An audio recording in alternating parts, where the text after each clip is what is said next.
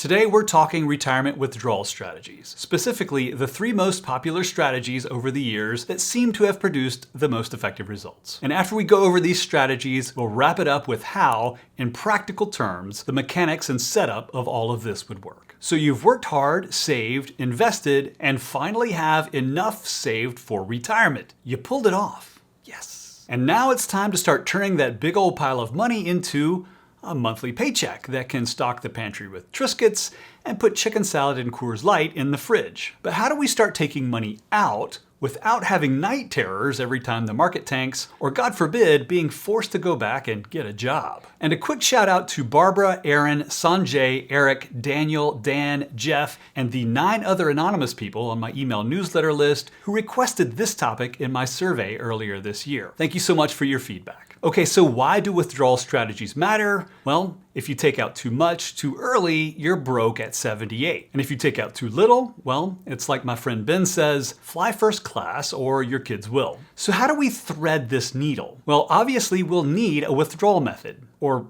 withdrawal strategy. Let's go with withdrawal strategy. Okay, so what's our plan here? Let's start with retirement withdrawal strategy number 1, the 4% rule. Chances are, if you've watched any retirement planning videos on YouTube, you've probably heard of the 4% rule. If not, you've more than likely clicked on this video by mistake, and I'm glad you're here. The 4% rule is an OG retirement withdrawal strategy from 1994. This is the same decade that brought us Friends, Doc Martens, and flannel shirts. It basically says that you can withdraw 4% of your portfolio annually, adjusting every subsequent year for inflation, and you probably won't run out of money before, well, you run out of birthdays. So if you retire with $1 million, you take out a $40,000 withdrawal the first year of your retirement. In year 2, if inflation was 3% the prior year, you simply multiply that $40,000 by 103% and bump up your year 2 withdrawal up to $41,200.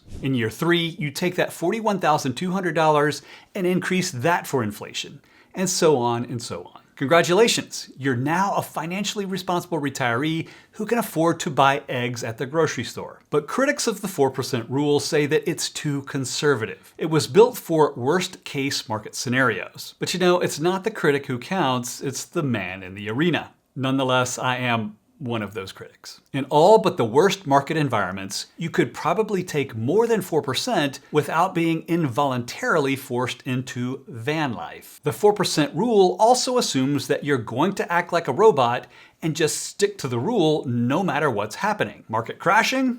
That's cool. Inflation spiking? Nah, man. It places the 4% in the basket. It does this every year that it's told. Yet most people don't work like that, except for maybe engineers.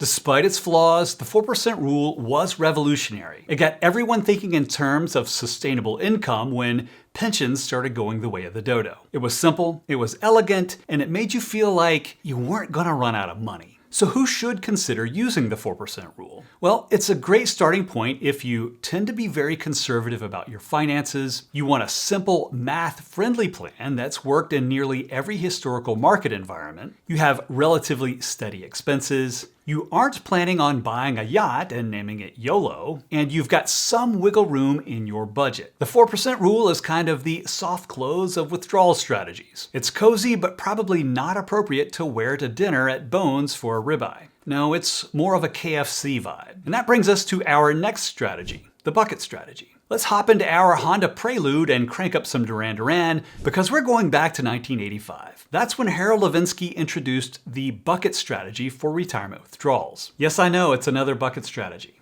Financial planners on YouTube are contractually obligated to mention buckets as a metaphor at least once per quarter.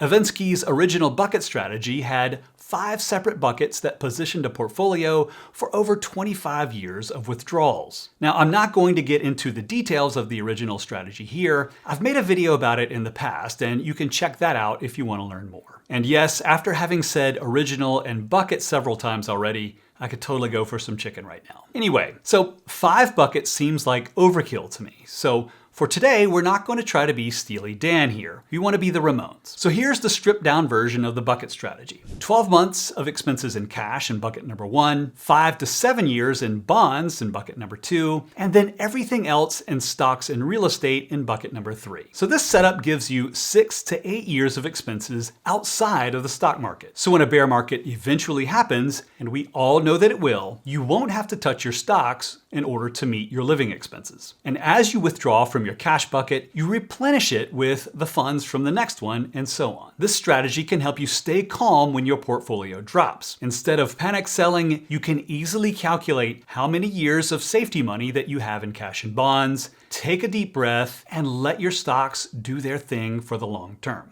Now for a few caveats for the bucket strategy. First, you may end up holding more stocks than you expect, or that you need. While more stocks may be good for long-term growth, you may feel some mild discomfort if the market drops and you're risk averse or close to retirement. And if you're still saving aggressively, or if you haven't hit your retirement number yet, the bucket strategy may be a little too conservative. And let's not forget, there's no guidance on what withdrawal amount is sustainable with this strategy. So using this in conjunction with a Monte Carlo analysis tool of some kind would likely be necessary. Finally, managing your non-cash assets, your stocks, bonds, and real estate, as two separate portfolios isn't ideal in my opinion. You have fewer opportunities to rebalance. This is our way of methodically buying low and selling high over time. So who is this strategy for? Well, the bucket strategy may be a good fit for you if you like structure and don't mind siloing your investments. If you hate selling stocks when the market crashes, if you prefer to have flexible withdrawals over the years, and you want a rules-based system to keep your emotions in check when the market is down. Is the bucket strategy perfect? No. Can you successfully use this as a retirement withdrawal strategy? Absolutely. But is this the best retirement withdrawal strategy for you? Maybe not. Now let's talk about our final withdrawal strategy, guardrails. So if the bucket strategy and the 4% rule hail back to the 80s and 90s respectively, why don't we step into the 21st century? When the market drops, people naturally cut back. When it's up, they finally take that big vacation that they've been dreaming about. This is when the guardrail strategy comes into play. In 2006, a couple of guys by the name of Guyton and Klinger thought, what if we built a system that aligns with the way that people actually behave? They did the math and they found that you could start retirement withdrawing up to 5.3% instead of 4%. More money early on? Nice. But of course there are rules. If your investments go up, you get a pay raise. But if your investments go down, you have to take a pay cut. And here's how it works. Let's say you have $1 million portfolio. In year 1, you take out 5.3%. That gives you $53,000 in year 1. In year 2, we adjust for inflation just like the 4% rule. If CPI was 3% the prior year, that moves things up to $54,590 for year 2. But unlike the 4% rule, we're not done yet. Before we move forward, we'll have to see if our new withdrawal amount falls between 4.2% and 6.4% of your new portfolio balance. In other words, is our new withdrawal rate within 20% of the original rate of 5.3%? If our new withdrawal rate does land within that range, then great. We go with the new number that we've just calculated. But what happens if your portfolio is down and the new withdrawal rate is above 6.4%? Well, if that's the case, then you need to cut last year's withdrawal amount by 10%. Now let's say your portfolio's up and your new withdrawal rate is below 4.2%. Well, it's time for a pay raise. Go ahead and bump up that withdrawal amount by 10%. And finally, if the market is down, but your percentage falls between 4.2% and 6.4%, then we just skip the inflation increase and take out the same amount that you did last year. Okay, so there are some obvious drawbacks to this strategy. First off, guardrails are a little complicated. If spreadsheets are not your love language, then you may want to pass on this one. And this strategy does require some discipline, so you have to stay on top of this every year. Finally, taking a pay cut in retirement is not fun. In my years of working with clients, one of the things that I've seen people struggle with the most is rolling back their lifestyle spending either before or during retirement. And of course, all of these withdrawal strategies need a good investment strategy in place to work alongside it. So who would guardrails be a good fit for? They could be a good fit if you're someone who does not panic when the market drops, you're flexible in your retirement spending, you want to take out more than 4% every year, you have a high Monte Carlo score attached to your financial plan, and you're organized and disciplined enough to actually review this stuff every year. The guardrail strategy is flexible, it goes along with human behavior, and it gives you the potential to get a raise in retirement. What's not to love about that, right? So knowing these withdrawal strategies is great, but how do we actually implement this? Well, the mechanics of this can actually be very simple. If you don't have one already, it could be a good idea to open a high-yield savings account that you can use for your annual portfolio withdrawals. Recently, a couple of good options have been Ally Bank's high-yield savings account, which always seems to be in this conversation, and Vanguard's Cash Plus account. Of course, you don't have to limit yourself to these two options. Shop around and make sure that you find something that works for you. And by the way, I'm not sponsored by Ally Bank or Vanguard or anybody.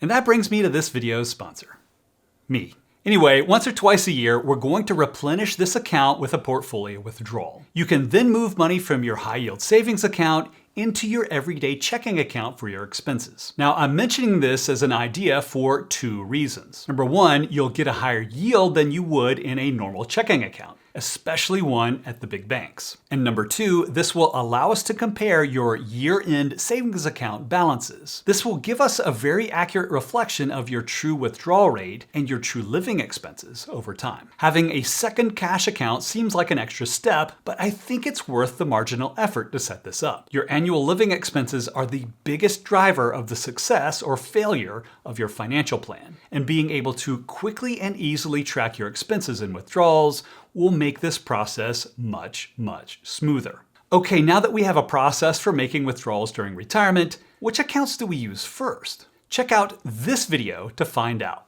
I'll see you there. And hey, if you like this video, give it a like. If you loved it, subscribe. And if you hate it, send it to everyone on your HOA board. See you soon.